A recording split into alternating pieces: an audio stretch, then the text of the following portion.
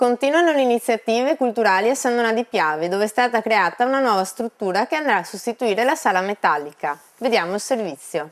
È stata inaugurata la nuova sala espositiva collocata nell'area dei Giardini Agorà. La nuova struttura è stata realizzata dall'impresa Simmar SRL per un precedente accordo con il Comune, nel quale si prevede, all'interno di un progetto urbanistico residenziale, la riqualificazione dell'area e la creazione di un nuovo percorso di collegamento con via Aquileia.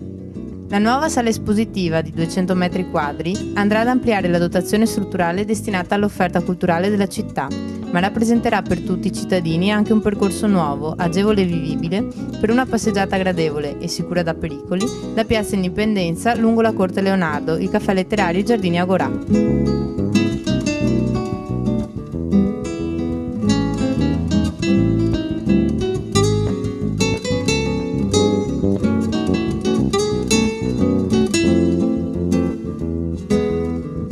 In occasione dell'inaugurazione, la nuova sala ospiterà anche la mostra Pinocchio e altri personaggi della fantasia, in collaborazione con la Fondazione Mostra Internazionale dell'Infanzia di Salmede, che si terrà dal 22 dicembre 2011 al 29 gennaio 2012.